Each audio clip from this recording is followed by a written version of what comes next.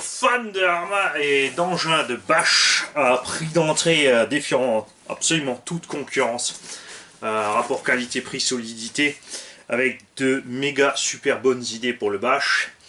Je vous présente aujourd'hui le Arma Kraton V4 qui cette vidéo en fait vous est offerte par Toons et RC Team.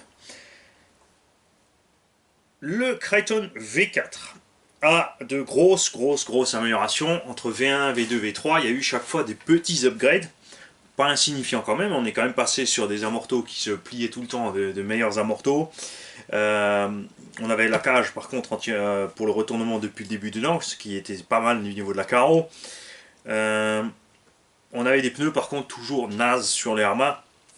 Après un petit prix, on peut pas tout avoir. Il y a eu une évolution sur les pare-chocs, malheureusement qui s'est arrêté au V3. Ici sur le V4, ils n'ont pas changé le pare-choc avant. Et on a par contre, et là c'est écrit sur la boîte quand même, hein, c'est normal, il faut qu'il se fasse un peu de pub, on ne peut pas tout deviner.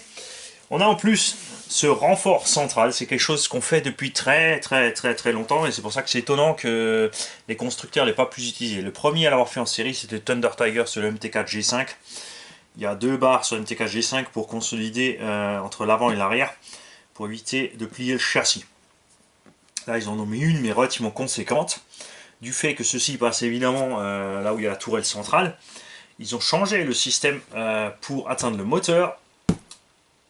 C'est donc très simple, comme tu vois ici, c'est déjà prédessiné. En fait, tu enlèves une vis sur l'avant, tu enlèves ta tourelle centrale, tu débloques le tout, tu peux sortir ton diff. Il y a aussi apparemment une amélioration sur les fusées, les chapes, les cellules évidemment qui sont peut-être un petit peu différentes, mais ça on verra en démontant. Hein. Je sais pas, je suis pas allé sur la page Arma pour fouiller des heures et des heures et des heures pour faire la vidéo parfaite, je sais tout, je maîtrise. Non, moi ce que j'aime c'est découvrir avec vous. Et on a enfin des nouveaux pneus qui n'ont pas l'air dégueux du tout. Et en avant, coupons la bande de garantie, qui, je le répète, théoriquement n'est plus censé être dessus. Quand vous achetez une machine à distance, le revendeur, normalement, est obligé d'ouvrir la camelote et de contrôler que tout soit dedans. Et Toons nous a pris le rouge, qui est absolument magnifique. La grosse évolution aussi, enfin évolution, si on peut dire c'est une évolution, c'est que comme Arma fait partie maintenant de Horizon Hobby,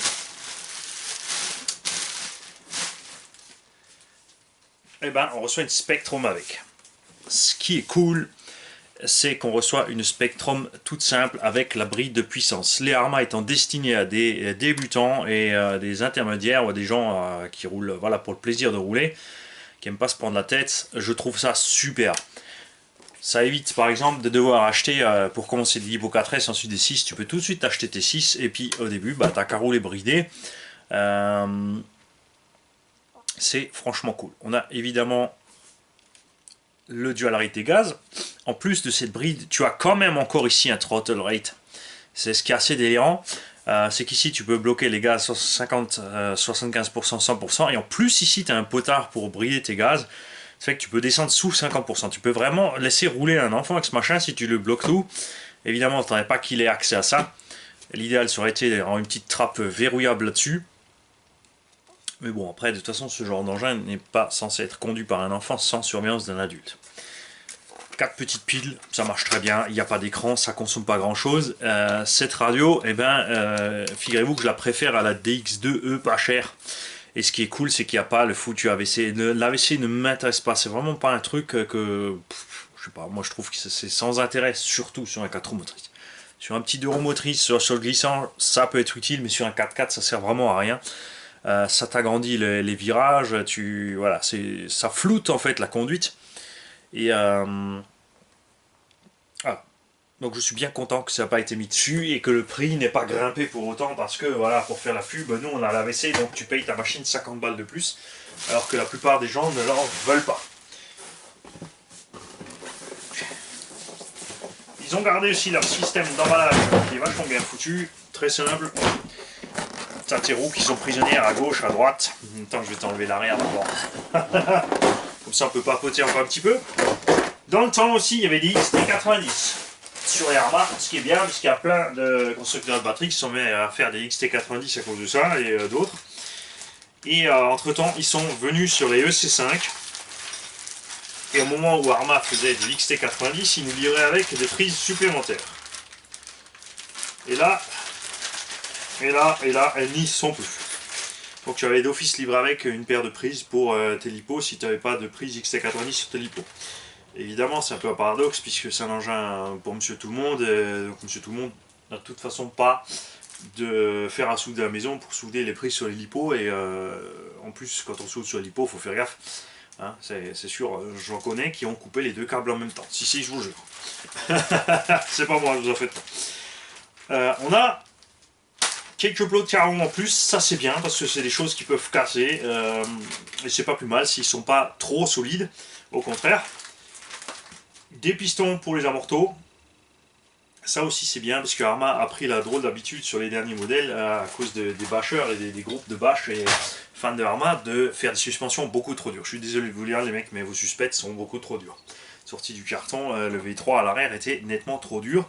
Ça le rendait vraiment pas super précis à rouler, pas agréable à rouler du tout. Fallait assouplir. Et là, on va voir si ça a changé. Voici le Kraton V4. Ils ont changé la carreau. Pour notre plus grand bonheur, elle est beaucoup plus belle. On a toujours encore une cabine qui est trop petite, mais c'est quand même déjà plus gros. Enfin, ils ont gardé un style un peu parti du Nero, qui donne franchement, ouais, c'est vraiment beaucoup mieux. Ils auraient même pu, moi je dis, prolonger la carreau sur l'arrière et remonter l'aileron par-dessus. Et bon, après tout, c'est un truggy. Suspension, faisons le test ensemble maintenant. Beaucoup trop dur à l'avant. Regardez la réaction de la suspension, elle a du mal à remonter. Lui, il est donc définitivement trop dur à l'avant. Alors là, c'est pareil. Ils ont donc regardé les réglages du V3. Évidemment, quand on fait des sauts, ça passe. Mais dans le gros tout-terrain, c'est pas ça du tout. Ce genre de réglage, c'est bien sur sol dur, sur prairie ou autre. Et sinon, c'est pas top. Voilà. L'aileron n'a pas changé, toujours bien flexible. Le support d'aileron avait été modifié sur le V3 aussi, définitivement, pour être plus souple. Les pneumatiques, pouette. La gomme donne une bonne impression, la mousse, pas. C'est extrêmement mou comme pneu, après c'est fait pour le gros tout-terrain, ça va aller. Enfin, il y a... Ouais, c'est clairement beaucoup mieux que ce qu'ils nous avaient fait sur V1, V2, V3, c'est clair. Ce sont pour l'instant les meilleurs pneus Arma RTR que j'ai eu en main. Il n'y a pas de doute. Ils sont super bons. En plus, ce qui est génial, c'est que ce genre de pneu va pouvoir se monter sur tous nos autres engins, puisque c'est un peu plus grand que ce qu'on fait entre guillemets standard, donc sur un SST, ça passerait bien aussi. Après, à voir, on compte évidemment sur le propriétaire du véhicule pour nous dire ce que ça va donner niveau ballonnage, ces pneumatiques et endurance. Avant qu'on enlève la carreau, on va faire un petit tour encore. Donc je répète, pour moi, très nette évolution esthétique. C'est pas encore ça, mais il y a nettement du mieux. Il manque encore un petit quelque chose, mais c'est pas très grave. Les clips toujours fixés à la carreau avec les petites bandes en caoutchouc. Ne pas utiliser les bandes en caoutchouc pour enlever vos clips, vous allez arracher les bandes en caoutchouc. Toujours le petit logo à l'intérieur et les petits stickers là où ça peut frotter. Le même combo, puisque cette dernière version du combo sur les V3 c'est définitivement montré fiable. On a eu des soucis de casse de rotor sur ce moteur. Pour moi, ceci vient du fait de l'étagement. Comme c'est un truggy mais qu'on lui a collé des grandes roues, on a été obligé de diminuer la transmission, enfin le pignon, et quand on se retrouve avec des très petits pignons, on a énormément d'efforts sur les dents, parce qu'avec un gros pignon, tu as plus qu'une dent qui est en contact en général lors d'une révolution, et plus le pignon est petit, et moins tu as de dents en contact, donc tu finis par une seule dent, la pointe d'une seule dent au total à la fin pour encaisser le choc. Et il y a eu de la casse, je pense aussi avec des projections qui sont passées là-dedans, de la roue avant. L'espace est restreint entre les deux. Et j'aurais aimé de la part de Arma qu'ils nous fasse un cache en fait sur cette transmission pour éviter ce genre de projection. Après maintenant c'est très facile à faire soi-même. Tu prends du Lexan, tu le fixes avec l'arceau central et tu le chauffes, tu fais un petit virage là, juste pour empêcher directement la caillasse de jeter sur ce moteur. A priori, c'est du Hobby-Wing, le Vario c'est du Hobby-Wing. Il y a écrit BLX 185, mais il fait pas 185 ampères les mecs, hein, faut pas, non non, abusez pas. Et le moteur pourrait être aussi un Hobby-Wing, évidemment un peu fabriqué moins cher. On a, j'ai vu sur les casses, j'ai eu 2 moteurs en main qui ont cassé les arbres. L'arbre contient énormément de laiton. Après, j'espère que c'est pas quelque chose qui arrive à beaucoup de monde. On a donc maintenant tout nouveau cette grande barre au milieu ici qui évitera de plier le châssis. Ils n'ont néanmoins pas renforcé cette barre ici. Moi j'aurais bien vu qu'ils fassent ici soit 2 barres, soit une barre plus grosse en plus de ça. Cette barre de renfort est fixée sur les cellules, non pas sur les tourelles. Ce que nous on fait la plupart du temps en bâche, c'est qu'on fixe cette barre en fait d'une tourelle à l'autre, ce qui est clairement plus efficace. Mais pour l'utilisation normale des gens, je pense que ça va clairement régler le problème du châssis. Parce que les alus Arrma sont bien, mais sont quand même un peu souples. On arrive donc à plier les tourelles avant-arrière, le châssis, etc. Mais avec ces quelques renforts, ça devrait aller. Ils ont fait des tourelles vraiment très épaisses. De toute évidence, faire de l'alu plus épais, c'est toujours encore moins cher que de mettre de l'alu meilleure qualité. Moi, j'aurais bien vu des tourelles d'un peu meilleure qualité au fur et à mesure des évolutions. Mais bon, ça fait le travail. Les diffs et les roulements n'ont pas évolué. On a toujours les roulements ZZ. Ils font le taf. En général, ils tiennent une bonne année. Voilà, sans faire spécialement le goret. Si tu exagères, évidemment, ça pose problème. Ces diffs encaissent sans broncher le 4S à gogo. Le 6S, ça devient vite un problème quand tu fais souvent mouliner le central. Les noix aussi se marquent, les cardans et la visserie rouillent, mais il faut garder à l'esprit que c'est un entrée de gamme surtout au niveau de tarif. Donc on est vraiment parti sur du RTR sorti du carton qui est franchement top. C'est une machine, t'es débutant, t'achètes ça, tu mets tes batteries, tu roules, t'as rien à faire. Voilà. Soit tu roules en 4S, soit tu roules en 6S raisonné et tu te fais tranquille l'année avant de devoir faire l'entretien ou quoi que ce soit là-dessus. Le pare-choc, là on aurait aimé qu'il fasse autre chose puisque on a 2 vis qui sont ici au fond de ce pare-choc. On a donc tout ce qui arrive en terre et en machin qui bouche ces trous. Évidemment tu peux les boucher toi-même mais ça tiendra pas longtemps, hein. Ça aurait dû être fait un peu autrement. Je trouve que ce pare-choc aussi aurait dû remonter plus pour protéger plus la carreau et les amortos par exemple, et on aurait dû avoir aussi quelque chose de mieux à l'arrière. C'est souvent entre guillemets que les constructeurs ne protègent absolument pas l'arrière, mais sur un truggy notamment pour le bâche, on a souvent tendance quand même à tomber sur le cul, et ce sont les essieux qui ramassent. Tu vas avoir toute la force sur les roues ici qui va te ramener les triangles. Heureusement que Arrma a prévu, on a des cales en alu à l'intérieur, des cales plastiques ici, même si ça a l'air d'être que du plastique à l'extérieur, ce sont bien des cales en alu. Arrma est un engin de loisir, pourtant on a un accès hyper méga rapide au diff qui ne peut que rendre jaloux beaucoup de constructeurs de véhicules pro, parce que en fait tu enlèves 4 vis, tu enlèves ta jonction de bar stab et tu as ton diff en main à l'avant et à l'arrière. Ils ont aussi, à ce qui paraît, amélioré le sauve-cerveau qui était un gros problème chez Arrma, qui se desserrait souvent tout seul, et un énorme effort aussi a toujours été fourni sur ce cerveau qui était qu'un 15 kg qui avait tendance à lâcher. Donc là aussi, apparemment, ils ont changé le cerveau et amélioré ça. C'est toujours un 15 kg. Je trouve ça un peu juste pour un truggy de ce gabarit-là. Là-dessus, moi, j'aurais bien vu un 20. On a à nouveau une antenne, puisqu'on est parti du système tactique Arrma pour repasser sur du Spectrum qui a une antenne. Pas très grave, il y a largement la place. On a aussi toujours évidemment le pare-boue avant Arrma qui empêche donc la saleté de rentrer, même si, comme vous voyez ici, quand on est braqué, qui n'est pas tout à fait au bon endroit, puisqu'on va gicler la terre ici, sur cette partie du véhicule, et pas grand chose ici en fait, hein. Donc cette pièce là devrait être rallongée sur le côté, et devrait être ouverte sur l'avant pour laisser passer l'air. Donc ça c'est une bonne idée, mais une erreur de conception quand même. Donc globalement, moi, ce Kraton V4, c'est vraiment celui qui me plaît le plus. Ça donne envie de l'acheter, hein, comme souvent quand on a quelque chose en main comme ça. On voit vraiment que Arrma a fait beaucoup de boulot sur les finitions avec le temps, à améliorer les techniques, les petites idées simples pour renforcer l'engin. Cet arceau qui est vraiment un must. Ça c'est quelque chose qu'on va avoir partout. Donc moi je dis qu'il nous faut l'arceau Arma partout, il nous faut les pare-chocs de Serpent MTE partout. Une petite carreau incassable dessus et c'est bon, on a une RC mortelle. Niveau des huiles de diff, puisqu'on a parlé avant, très souple à l'avant, encore plus à l'arrière et au centre. Attends, je te bloque la couronne. Au centre, on est bien dur. Ça permet bien évidemment de pouvoir tracter tranquillement des 4 roues.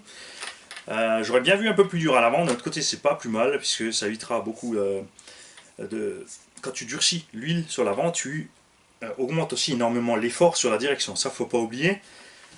C'est pas seulement le poids de l'engin qu'il faut prendre en compte pour la puissance du cerveau, c'est la motricité. Plus tu as un engin qui motrice, plus les roues, en fait, sous l'effet du couple et de la motricité, vont tirer tout droit et faire galérer le cerveau à continuer à fendre son virage.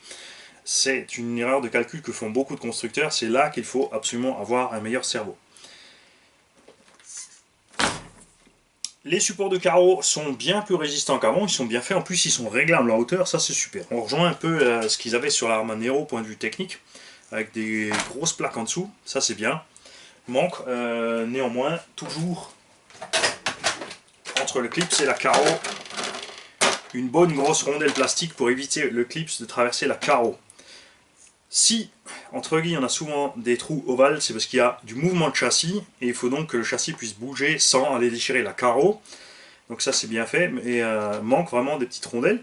C'est vite fait vous-même, hein. Vous prenez une plaque en plastique, vous la posez, vous percez les 2 trous. De préférence vous laissez une plaque entière, c'est encore plus simple. Il y a vraiment la place sur le capot et l'arrière ici de cet engin pour faire de grosses fixations. On n'aura pas de mal aussi, vu comme ils ont fait les supports de carreaux, pour ceux qui aiment les Securlock Proline, à réussir à bidouiller un truc pour monter les Securlock de chez Proline. Les triangles aussi. Bon, d'un autre côté, ça fait longtemps que j'avais pas un Arma en main. Mais les triangles arrière, du point de vue finition plastique, m'ont l'air d'avoir évolué aussi. Les avant ont toujours la même forme, mais ouais, j'ai comme l'impression qu'au niveau des plastiques, on a un petit peu évolué. Clairement. Ce qui est bien aussi, c'est qu'on a les vis qui tiennent devant les rotules qui sont en allume. Ça fait un moment qu'ils l'ont fait. Je crois que c'est à partir du V2, V3. Pour atteindre le moteur, effectivement, donc 2 vis par le dessus. Tu enlèves tes 2 clips ici. Tu peux enlever ta cage. Tu enlèves tes 2 vis. Tu peux sortir le moteur. C'est donc beaucoup mieux que les 2 vis par devant. C'est une chose un peu plus style ce qu'on voit en compétition. C'est très bien fait. Et une fois qu'on a enlevé l'arceau central, comme la barre de renfort ici est montée sur 2 rotules, alors moi perso j'enlèverais plutôt, tout simplement pour enlever l'arceau, tu enlèves un plot arrière et tu enlèves une vis ici et tu remontes, non pas comme ils ont dessiné l'arceau par devant, parce que pour l'enlever par devant il faut enlever cette pièce là, alors que cette pièce est montée après la barre. Alors je vais vérifier sur le carton si Mani dit pas une connerie. Si on ne s'est pas trompé de sens, effectivement. Donc là, ils t'ont dessiné que l'avant est relevé et que le cache ici est toujours monté. Mais non, tu peux pas. Ah, si. Alors il faudrait enlever. Apparemment, il n'y a que 2 vis ici qui tiennent donc ce renfort. Non, c'est fixé avec tout là. Qu'est-ce qu'ils m'ont fait? C'est une seule pièce ça? Non. Donc définitivement je reste sur ce que j'ai dit, tu enlèves un plot arrière, tu enlèves une vis ici, une fois que tu as enlevé cet arceau avec les 2 goupilles, tu relèves la barre, et une fois que tu as enlevé cette barre, tu as 4 vis sur le dessus du diff pour enlever le diff. Donc on a clairement un accès hyper rapide au diff, malgré toutes les protections que Arma a rajoutées. Franchement bien fait. Alors je vous invite tous, pilotes de Arma qui avaient pris le V4, à me dire si vraiment on a une amélioration entre cerveau et direction, s'il y a quelque chose qui a changé. Ça, c'est clair que c'est mieux. Pour ceux qui font vraiment... Enfin, c'est sûr que si tu vas sur un skatepark faire vraiment le fou, cette barre ne t'empêchera pas de plier le châssis. À un moment ou à un autre, ça va casser. Mais bon, après, tu sais ce que tu fais quand tu vas sur un skatepark, balancer la machine à 20 mètres de haut. Ça, c'est clair. Moi aussi, je casse sur mes vidéos. J'y vais comme un fou. Mais c'est mon choix. Je fais ce que je veux. Je sais que je vais casser. Mais je mets aussi, évidemment, le budget derrière pour réparer. Donc, Ne faites pas ça. Si vous ne comptez pas mettre le budget là pour réparer, restez raisonnable avec vos engins, il n'y a rien à faire. Pendant que je vous parle, évidemment, j'observe les fusées et les chapes j'ai vraiment l'impression qu'ils ont mis plus de matos sur ces fusées chez Chap. Je me souviens pas que ces fusées chez Chap avaient été aussi grosses à l'arrière. Ce que j'aime bien aussi chez Arma, c'est l'épaisseur des fusées et des chapes. Les porte-fusées par contre, on est vraiment très large. Ce qui fait qu'on a un grand espace entre les deux roulements et donc un effet de levier vraiment diminué sur les deux roulements. Ça, c'est vraiment top. L'histoire des pièces de rechange a dû s'améliorer aussi entre temps, maintenant que tout s'est mis en place sur Horizon Hobby, pour avoir le matos pour équiper vos engins.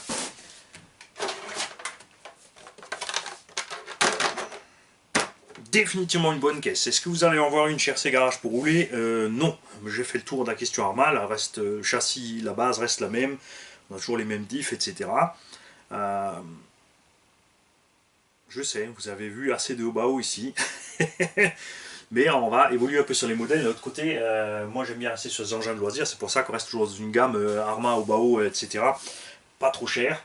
Là, j'ai pris quelques machines plus chères, mais définitivement, quand tu regardes ça, ça vaut 520, 530 € RTR. Un truck full équipé sorti du carton avec des renforts. Tout ce que tu as à faire, à la limite, c'est de rajouter un pare-choc avant-arrière. Quand tu as explosé la carreau, tu prends une carreau incassable. Et si ces pneus sont vraiment mieux que ce qu'il y avait avant, ce qui n'est pas difficile, parce que les pneus d'origine du Crichton V1, V2, V3, c'était vraiment bof, là, tu as une super bonne caisse. Si tu fais le fou, c'est sûr, tu vas mouliner, tu vas devoir réparer tes diffs. Vous l'avez vu sur le V3 ici qu'on a en révision. Peut-être qu'à l'heure où vous aurez cette vidéo, vous n'aurez pas encore l'autre, mais vous allez voir, l'engin a tourné essentiellement en 4S, de temps en temps en 6. Les noix, les axes de cardan, les puits d'entrée des diffs, tout ça est usé.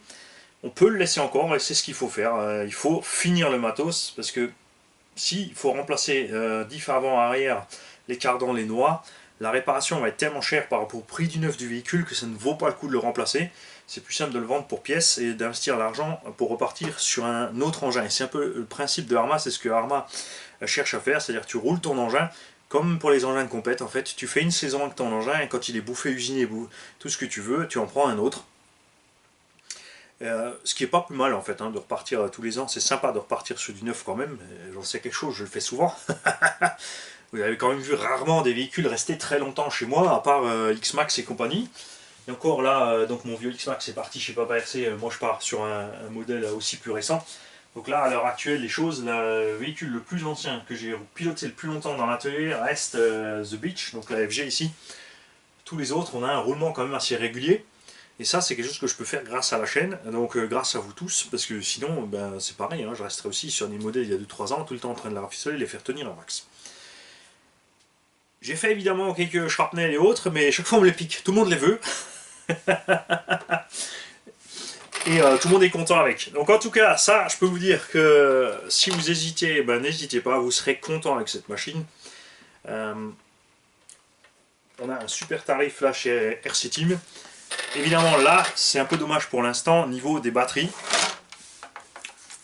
Comme c'est du EC5 et qu'il y a très peu de batteries, à part chez Martel qui sont en EC5.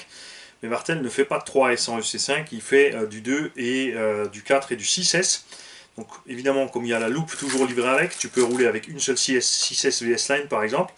Mais je pense que les constructeurs vont pas tarder à réagir et nous sortir le lipo nécessaire. Évidemment, si tu as un vrai magasin RC, il n'y aura pas de souci, il va te souder rapidos les prises. Là, c'est venu chez moi avec des gens Bashing 50C. Je les ai testés dans le MTE et dans la Serpent Piste. Je suis vraiment super content de ces Bashing 50C par rapport au 40C. Il y a une très nette évolution. Livré en XT90. Il m'a donc fait livrer le EC5 avec. Je vais lui souder le EC5 avec. Comme ça, quand il récupérera son véhicule, il sera pleinement prêt à être utilisé. Vous ne verrez pas cet engin être conduit ici. On compte sur l'abonné pour nous faire une petite vidéo. Soit il me l'enverra, je le partagerai sur ma chaîne. Soit je vous donnerai un lien s'il nous fait le plaisir de nous faire une petite chaîne à lui. Puisqu'il est entièrement neuf, il veut l'avoir neuf. C'est normal. Déjà, c'est super sympa de l'avoir fait venir ici. Et alors, je vous parle, il est en train déjà de se ronger les doigts. Parce que je vous explique, on est samedi, le colis, il l'a commandé en chrono, donc il a payé un supplément. Et en fait, moi, je lui ai dit que j'ai pas eu le temps de le chercher, que je le chercherai que mardi, que la vidéo ne sera faite que mardi, et que l'engin ne repartira que mercredi ou jeudi vers chez lui. Il est trop méchant, Mani. Parce qu'en fait, là, à l'heure qu'il est, on est samedi. Je viens de sortir de la boutique et récupérer ce machin. Et il l'aura avant. Mais ça, il ne le sait pas encore. Salut.